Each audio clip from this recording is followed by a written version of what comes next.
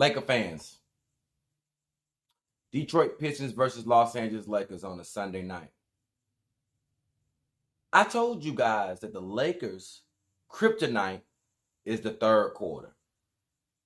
If you are watching this game tonight, or if you're not, tell me how we're up by 13 points going into the fourth when we were only up by 3 at the half. Third quarter. Again, that's why I know that the Lakers will be fine. Just give it time. Let's talk about it. Sheesh.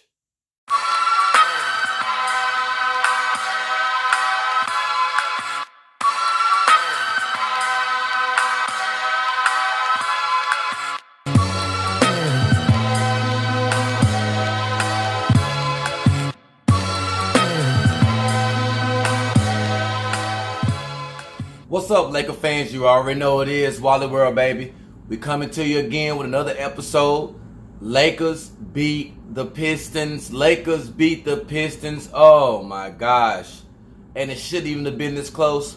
110-106. Yeah.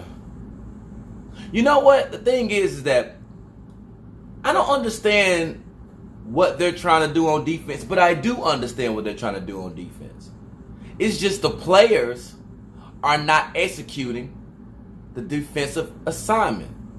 Now, see, I know a lot of you, I told you, wanted Frank Vogel gone. You guys say Frank Vogel's trash, which I do believe Frank Vogel is not a top-tier coach. But some of this that I've seen, and I have seen, is on the players. We got to start now zooming in on the players. The offense is starting to come around. LeBron James, 33. Russell Westbrook, 25, 9-6. AD, 24. Still too many jump shots for me. But I think AD finally understood the assignment by going down the paint and getting a lot of his points there. Also, big key block on the first pick of the draft. Everything. They played defense just enough to get by. But there are a lot of assignments that were missed. And it goes on the actual players. And I have to start looking now into, like I said before, did they have to play defense in their old teams? And 9 times out of 10 they didn't. Because Russell Westbrook was missing a lot of assignments on defense by taking a break and watching. And again, that's why I said old habits are hard to break. You can tell on other teams, Russell Westbrook was a guy that, hey, I just need to be the offensive facilitator, and on defense, I got to take breaks and kind of chill. And he got caught lurking back door, not paying attention. He got caught looking one way, and the guy goes right by him. I've seen that a lot. They have to clean that up, and they have to let Russell know that that is killing the team. And for God's sakes, will somebody guard the person in the corners? We cannot find nobody in the corner. More times than not, the corner is wide open from the guards because guys are either too far in the paint or they're literally not paying enough attention, turning their heads and trying to be spectators instead of actually keeping their eyes on their opponent. This is all it was. The third quarter, I told you guys, is the kryptonite. In the third quarter, the Lakers took over the third quarter to have them a nice, decent lead, only to go right back to regular business in the fourth quarter and make this a nail-biter. It's because guys want to sit back and take breaks. And you can't take breaks on defense. And I do not understand still on this team wants to go down and help guys that are going to the paint to score for 2 to actually leave guys open for 3. I mean, it's just simple mathematics. Let them score the 2, but take the 3. And somehow we do not do that because the game is all about 3-pointers and they're still letting them shoot it. I bet you if you go look at the stats right now, the 3-point percentage for Detroit shouldn't even have been that high. Should have been that high. But we allowed it because we don't want to guard the 3 at all. And we want to go down and help our bigs in the paint. Then we have 2 trees in the paint. DeAndre Jordan is good for something. And that's just being tall. And that's just protecting the rim. AD's down there as well. But when it got to the fourth quarter and the game is real tight, we don't go right back to what works. We start jacking up a whole bunch of threes. THT jacking threes. Bradley's jacking threes. LeBron's jacking threes. AD's jacking threes. Malik Monk's jacking threes. Everybody, Westbrook jacked a few. And that's what get teams back confident to think that they can get back in games, because while they're shooting threes and not getting back on defense, it was at one point, there was runs where guys were getting the rebound and the Pistons had a fast break of 5-on-2. That's not Frank Vogel. That's guys literally shooting, spectating the shot and not getting back. They're not even cutting the ball off. Those are just simple things that you learn. Cut the ball off. The ball's coming, cut the ball off. A team that is a real good team would shred that apart if they're always running and it's 5-on-3. Golden State would shred that apart with all the shooters they have. Phoenix would shred that up. Brooklyn would shred that up. 5-on-2, we can't have that. That means guys are not willing to commit on defense and sell out on defense. Point blank and period. And we let teams back in because we let it be easy. We got to win.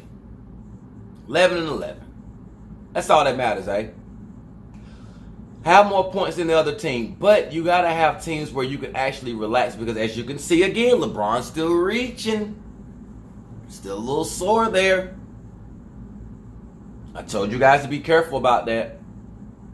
But we can't do that when now we've shrunk the roster to where who's playing. And we gave Reeves a run tonight, but he has to get back in order. And we still have guys that have not suited up and played in Nunn and Ariza. Dwight Howard's taking rest, getting DNPs. Rondo's getting DNPs.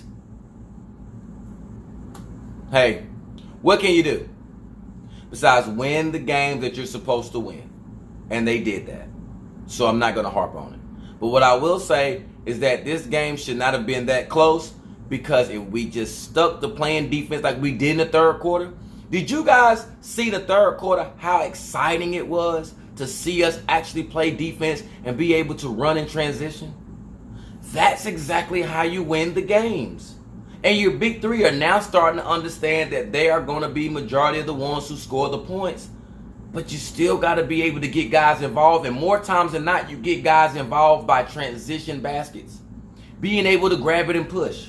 There are too many times that I see Russell Westbrook ask for the ball, gets it pushed, and have to wait because AD's coming down the court late. LeBron's coming down the court late. DeAndre Jordan's coming down the court late. In order to be able to put the pressure on the teams, you get it and go, everybody should fill lanes.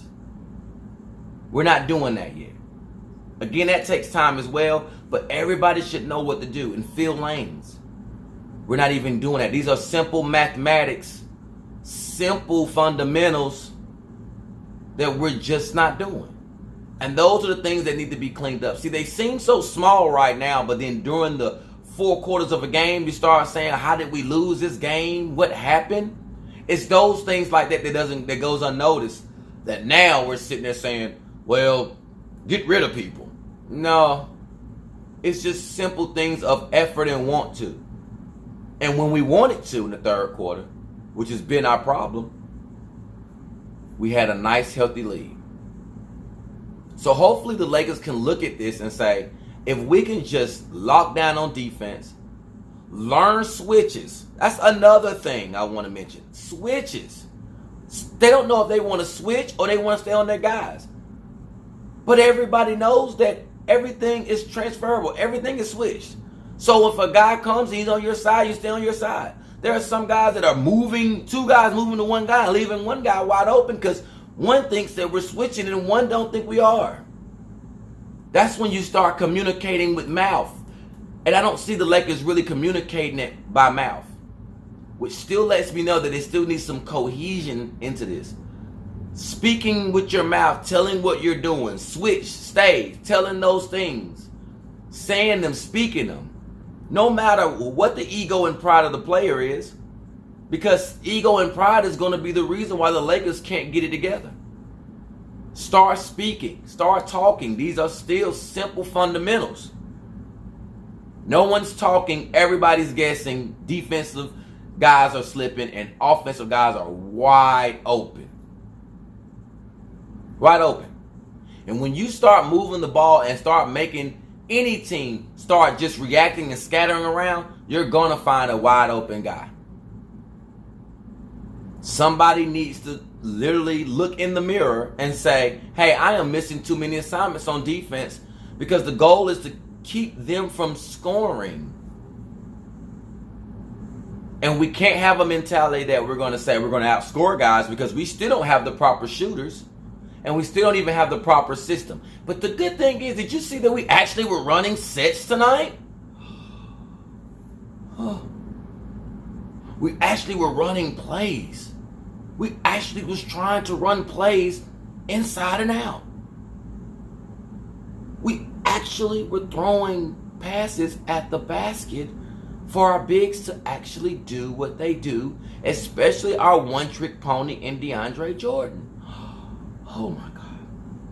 Oh, I never knew. Again, guys, we understand that Steph Curry took the game by storm by shooting a bunch of threes, him and Clay, the Splash Brothers. But that does not mean that that's what you have to do as a team. Show what your identity is and let teams react on that. And our identity still, with Vogel at the helm, is to make sure that we get baskets inside and dominate inside the paint. To make jump shots wide open for us. But we're too busy forcing. And when guards get in the lane, have a decision of what you want to do. Don't get up in the air and try to make bounce passes in a cluttered lane. Don't try to do the hook pass out of bounds to the corner. Just have a decision when you get in there. And if you don't go in there. We let Grant get too many open shots, and it's frustrating. Because if you're letting Grant get that many points tonight, you're definitely letting other guys get more that are even better than him. Good win. We needed it. We can relax. We got to win. We got Sacramento coming up. But Lakers are okay on offense. Now let's take the defense and let's apply that to the same positivity that we have on offense. And this team will be just fine.